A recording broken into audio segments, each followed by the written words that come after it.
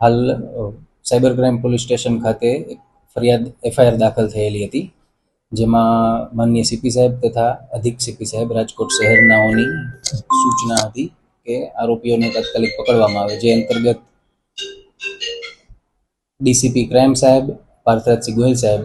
તથા cyber crime police સ્ટેશનની PI હેઠળ એક ટીમ બનાવવામાં આવી હતી. અને આ ટીમ જણકાટ સાહેબ પીઆઈ જણકાટની ટીમ આ આરોપીને શોધમાં હતી. એ દરમિયાન જ્યારે ટેકનિકલ સોર્સિસથી તપાસ કરી તો જાણવા મળ્યું કે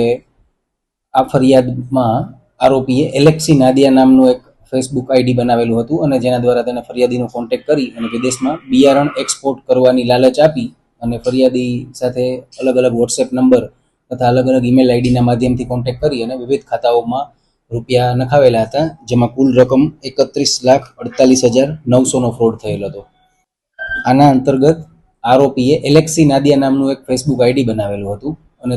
તેના દ્વારા ફરિયાદીનો કોન્ટેક્ટ કર્યો હતો અને તેના સાથે વાતચીત કરી હતી, જેમાં તેને ફરિયાદીને લાલચ આપી હતી કે વિદેશમાં બિયારણ એક્સપોર્ટ કરવાનું હોય, જેની જવાબદારી ઇન્ડિયા લેવલ પર મને સોંપાઈ હોય અને એમાં તમને પણ કમિશન મળશે. તો આ રીતે એમના સાથે વાતચીત કરી અને અલગ અલગ વોટ્સએપ નંબર તથા બીજા આઈડી થ્રુ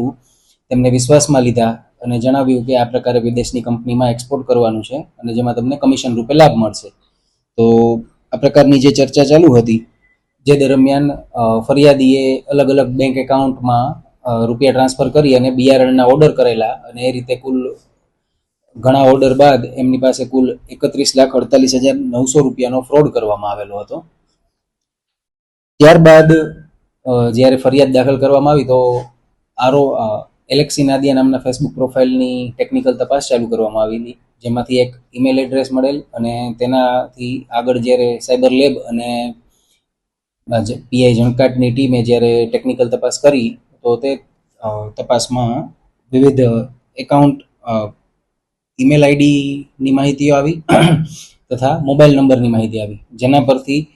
લોકેશન ટ્રેક કરવામાં આવ્યું તો આરોપીનું લોકેશન દિલ્હીનું આવતું હતું, જેથી અહીંયાથી એક ટીમ પીએ જણકાટ સાથે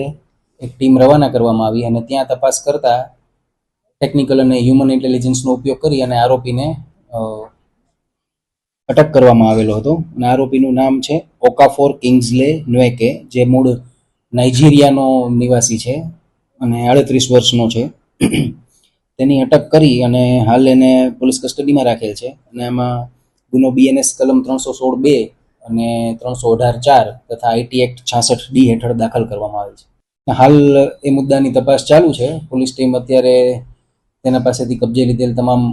ઇક્વિપમેન્ટ્સની તપાસ કરી રહી છે અને તેની પૂછપરછ કરી રહી છે. તેમાં જો આગળની કોઈ માહિતી મળશે તો એ માહિતી આપવામાં આવશે.